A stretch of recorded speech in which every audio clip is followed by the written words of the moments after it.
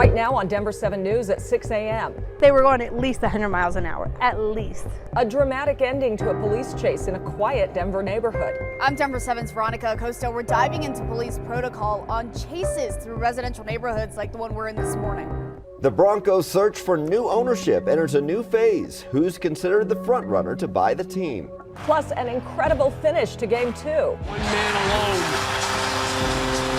Jubilation. The Avs secure their second playoff win in overtime. Most of the time, the hockey gods are going to reward you for that hard work. Yeah, Cale Makar, the hero of the night, scoring the game-winning goal.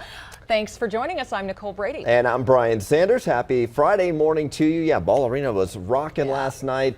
It's also the time of year that it starts to not feel like hockey season. It's getting a little warmer out there, Lisa. It is, yeah. Today is going to be one of those days. Very summer-like conditions. Beautiful start to our Friday morning. It's been a little wet and a little, well, cool all week long. Now we're going to see more sunshine and a pretty big warm-up. We're typically mid-60s this time of year. We're likely going to be there at that point by about 10, 11 o'clock this morning. Already in the low 50s in some neighborhoods. Lakewood and Arvada low 50s. Right now Centennial 49. Aurora currently 52.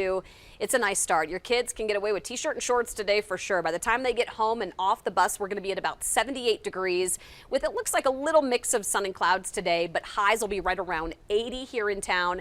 Low 80s to the north, upper 80s to the south, and more 60s and 70s for the mountains. So statewide, it is pretty warm and dry today. Unfortunately, the drought monitor has not changed much in the last week. We're going to talk more about this, plus the higher fire danger this weekend, Jason, coming up. And right now we do have a couple of trouble spots. I want to start out to the west side of town where we still have this semi-crash that's being cleaned up going up Lookout Mountain, and intermittently they've been holding traffic. Take a look from I-70 right there at the crash scene, and you can see from the camera 2 lanes are blocked, 1 lane's open. They've been holding traffic for a little bit, and then that backs it up. You could always get off at the Morrison exit, as you see on the map, and take a look, and you could use that to go right along I-70, and they get back up onto I-70 and avoid that crash altogether. If you hear of a crash up north, take a look from 84th. It is gone. There were some cars in the left lane. They sat there for about 3 or 4 minutes. They moved out of the highway. All lanes are open and really no backup from the Thornton Parkway down to 84th right now. And we do have a fatal crash being investigated by Denver police, unfortunately. They're between Uvalde and Potomac. Most folks are using Uvalde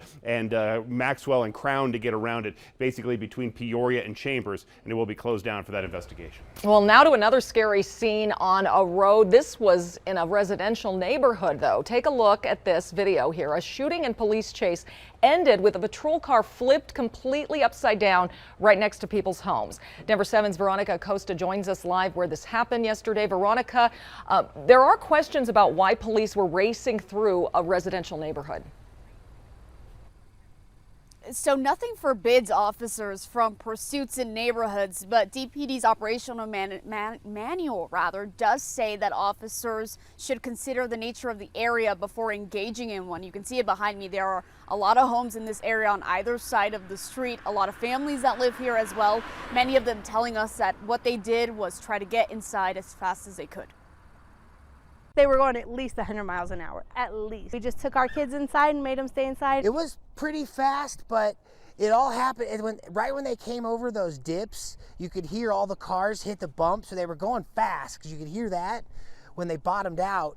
But then in that 100-foot stretch there between that and the alleyway, everything just came to kind of a weird slow motion halt. Oh. The chase that landed this police cruiser upside down started because of a shooting just after 5:30 yesterday in southwest Denver. Police say the 2 officers investigating that shooting, they saw the suspect's car and they started chasing it. But as they tried to stop the car, the cruiser somehow rolled over in this area. Now police, they were able to take that suspect into custody. As for the 2 officers involved in that rollover, they are expected to be okay. We're live in Denver this morning. I'm Veronica Acosta, Denver 7. Thank you, Veronica. Well, the former Loveland police officer who violently arrested a 73-year-old woman with dementia was sentenced to 5 years in prison. Austin Hopp pleaded guilty to 1 count of felony assault. In addition to that prison time, Hopp will also serve 3 years parole and is not allowed to work as a police officer. Hopp and Officer Daria Jalali stopped Garner back in 2020 after she walked out of a Walmart without paying for $13 worth of items. A lawsuit filed after the arrest claimed the officers refused to provide Garner with medical attention. Jalali is also facing multiple charges in the Garner case. She pleaded not guilty in March. Her next court date is in June. The U.S. Senate will vote next Wednesday on a bill that would make abortion legal across the U.S. However, it likely will not pass. The vote will be mostly symbolic since Democrats don't have the 60 votes needed to overcome a filibuster. The bill comes in response, of course, to that draft opinion that was leaked indicating the U.S. Supreme Court could overturn Roe v. Wade. Meanwhile, a new proposal in Weld County may challenge Colorado's new abortion law, the Reproductive Health Equity Act. Weld County Commissioner Lori Sain introduced a resolution that would establish Weld County as the state's first human life sanctuary. Colorado Public Radio reports her measure challenges how the law bans local governments from using zoning or building codes to restrict abortion providers. Discussion of the resolution has been put off for now to a future meeting. Well, we have an update on the Broncos search for a new team owner. Everyone wants to know who the highest bidder will be. Multiple groups are scheduled to meet with front office members and tour facilities over the next few weeks. Denver 7's Jessica Crawford joins us live this morning. And Jessica, the current list of finalists includes about 5 groups, and there are some big names and big dollars obviously attached to it. Absolutely, there are. And so of those people who have made it to round 2, they better be ready to spend some cash, Brian. The Broncos could go for more than $4 billion. The sale of this team was announced back in February. Financial and legal advisors have been vetting groups who are interested in buying the franchise. There are 5 groups in the second round. They're visiting the city for a few days. They're touring the Broncos facility in Inglewood, and they're getting a look at Empower Field at Mile High. They're also meeting with senior management officials and getting the big picture from bankers and lawyers.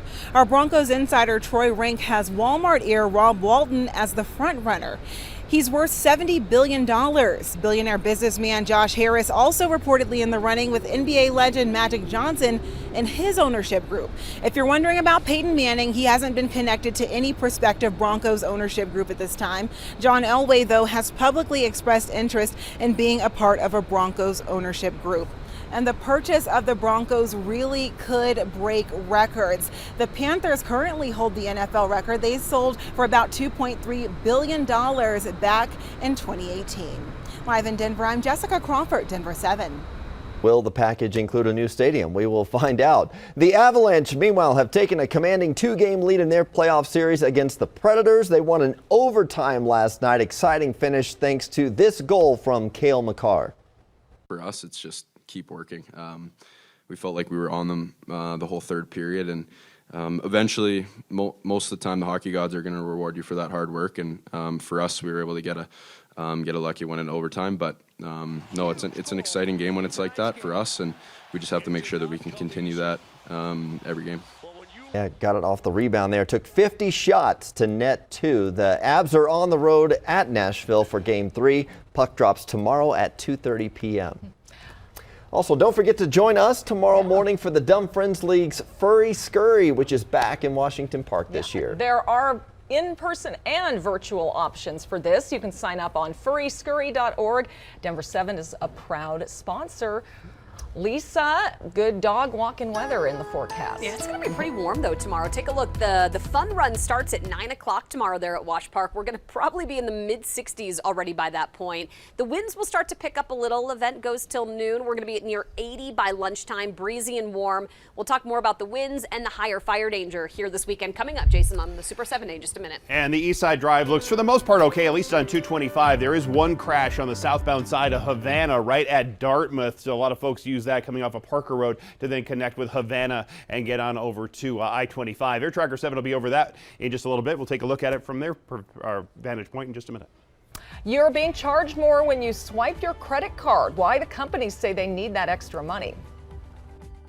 I'm John Matteries. Have you started researching summer camps yet? You may be surprised. Things have changed since pre-pandemic. Important information for all parents coming up.